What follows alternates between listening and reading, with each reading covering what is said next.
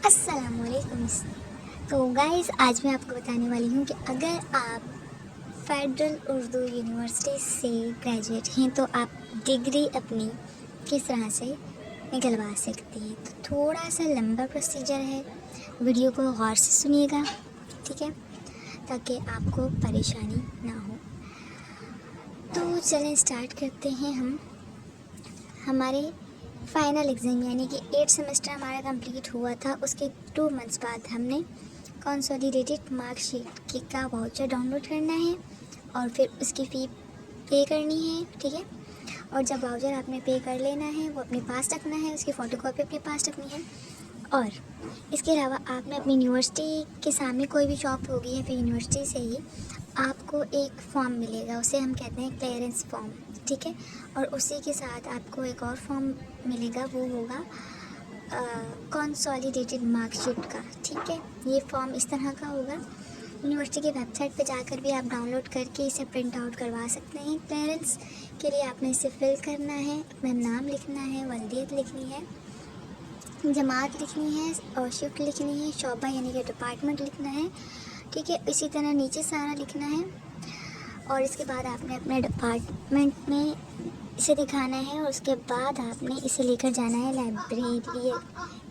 Library में और वहाँ वो स्टैंप लगा कर देंगे कि आपके पास कोई उनकी किताब नहीं है, ठीक है। वहाँ से क्लियरेंस हो जाएगी। उसके बाद आपने जाना होगा मेन कैंपस, ठीक है। मेन कैंपस के लिए आपको जाना पड़ेगा गुलशन कैंपस, ठीक है।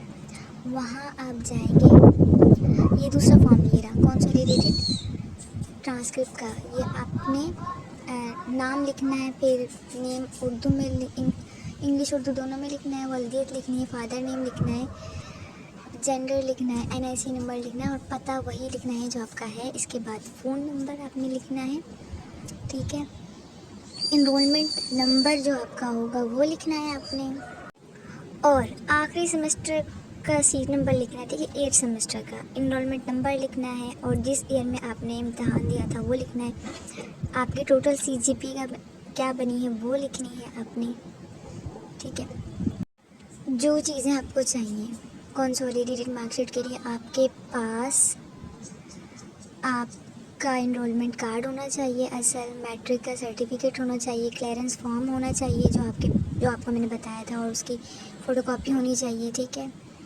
और इसके अलावा आपके पास वो वाउचर होना चाहिए जो आपने पे किया था कंसोलिडेटेड मार्कशीट के लिए, ठीक है।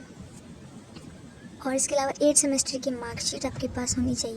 ये तो थी सारी बात कि कौन से फॉर्म के साथ कौन कौन सी चीज़ें होनी चाहिए। आपने क्लियरेंस फॉर्म ले लिया, उसके ऊपर आपने लाइब्रेरी से भी साइन करवा लिया, ठीक है। वहाँ से क्लियरेंस हो गई। अब आपने जाना है मेन कैंपस इस फॉर्म को लेकर और इनरोलमेंट ऑफिस में जाके जमा करवा देना, जो कि नीपा चौरंगी यानी कि गुलशन कैंपस आपका मेन कैंपस है। वहाँ पे इनरोलमेंट ऑफिस में आपने इसे जमा करवाना है। फिर वो आपको 7 दिन का टाइम देंगे।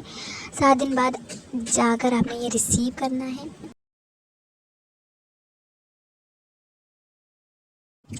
और जब आप ये रिसीव कर लेंगे उसके बाद आपने ये क्लियरेंस फॉर्म लेकर जाना है एडमिन ऑफिस, ठीक है। एडमिन ऑफिस में आपने अपनी मार्कशीट, एनआईसी, इनरोलमेंट कार्ड की फ़ोटोकॉपी, ठीक है, ये सारी चीज़ें और फ़ी वाउचर जो आपका पे था वो और ये क्लियरेंस फॉर्म आपने सबमिट करवा देना है एडमिन ऑफिस में और फिर वो आपको 2 दिन बाद बुलाएंगे, ठीक है। फिर आपने वहाँ जाकर अपनी चीज़ें रिसीव कर लेनी है। 2 दिन लगेंगे इस अमल में, ठीक है। अच्छा जी, आपने एडमिन ऑफिस से अपने सारे डॉक्यूमेंट्स लेकर वापस आना है इनरोलमेंट ऑफिस की तरफ, ठीक है। और यहाँ पर अपना क्लियरेंस फॉर्म और 8 सेमेस्टर की मार्कशीट और इनरोलमेंट कार्ड की कॉपी आपने सबमिट करवा देनी और आपका वो वाला फॉर्म जो कि कंसोलिडेटेड ट्रांसक्रिप्ट का फॉर्म था वो, ये 5-6 डॉक्यूमेंट्स हैं, ये आपने सबमिट करवाने हैं इनरोलमेंट ऑफिस में, ठीक है। फिर आपको टाइम दिया जाएगा, कम से कम 1 मंथ लग जाता है। तो उसके बाद आपको आपकी ट्रांसक्रिप्ट मिल जाएगी, ठीक है। तो ये काम आपने कर लिया, लेकिन वहाँ से निकलते हुए आपने क्या करना है, करीबी बैंक से डिग्री फॉर्म बाय करना है और उसे फिल करना है और उसे अपने डिपार्टमेंट में जाना है, वहाँ पर अपने डिपार्ट के HOD से सिग्नेचर करवाने हैं, ठीक है, और अपने पास ही रखना है, ठीक है। अच्छा जी, एक इम्पोर्टेंट बात वो ये है कि क्लियरेंस फॉर्म जब आप एडमिन ऑफिस में, इनरोलमेंट ऑफिस में जमा करवाएंगे, फिर वहाँ से आप एडमिन ऑफिस लेकर जाएंगे, तो वहाँ उसकी फ़ोटोकॉपी लाजमी करवा लीजिएगा, क्योंकि जब आपको डिग्री चाहिए होगी तो ये क्लियरेंस फॉर्म आपके पास होना चाहिए, ठीक है, क्योंकि ये आपको जमा करवाने पड़ेगा। अच्छा जी, इनरोलमेंट कार्ड आपके पास होना चाहिए, ठीक है, ओरिजिनल वाला। एडमिट कार्ड होना चाहिए आपके पास, फ़ोटोकॉपी, शनाख्ती कार्ड की फ़ोटोकॉपी, कंबाइन मार्क्स जब आपको मिलेगी तब वो भी आपके पास होनी चाहिए, ठीक है, सर्टिफिकेट की फ़ोटोकॉपी और मैट्रिक का जो सर्टिफिकेट है उसकी फ़ोटोकॉपी, और जो पे ऑर्डर आपको बनवाना पड़ेगा, ठीक है, वो भी गरीबी बैंक से बनेगा, क्योंकि फ़ीस इसके ऊपर दर्ज होगी कि कितनी आपको फ़ीस जमा करवानी। आपने देखना है कि आपका कौन सा प्रोग्राम है, BS है या मास्टर्स है या BA, सबकी अलग अलग है। तो वो फ़ी आपने क्या करनी है, जाके बैंक में अपने नाम का पे ऑर्डर बनवाना है, और जितनी फ़ीस है उतनी की आपने पे ऑर्डर बनवा लेना, अपने पास रखना है। और इस फॉर्म को फिल करने के बाद उन तमाम ये चीज़ें आपके पास अभी, इनमें से कंबाइंड मार्क्सशीट आपके पास अभी नहीं है, वो आपने अभी रिसीव करनी है, बाकी सारी चीज़ें आपके पास होंगी। और इस फॉर्म को फिल करने के बाद अपने डिपार्टमेंट में जाकर अपने HOD से साइन लाजमी करवा लें, साइन करवा के अपने पास रखें। और जब आप इनरोलमेंट ऑफिस जाएंगे अपनी कंबाइंड मार्कशीट रिसीव करने, तो वहाँ से उसकी फ़ोटोकॉपी करवा के उसे भी इसके साथ अटैच करके, इनरोलमेंट ऑफिस के साथ ही डिग्री ऑफिस है, ठीक है, डिग्री ऑफिस में आपने अपने ये सारे डॉक्यूमेंट्स और आपका ओरिजिनल इनरोलमेंट कार्ड भी वो रखेंगे अपने पास। जब डिग्री आपको मिलेंगी तब वो आपको रिटर्न कर देंगे। तो ये तमाम तर चीज़ें और एक तस्वीर भी आपकी चाहिए होगी।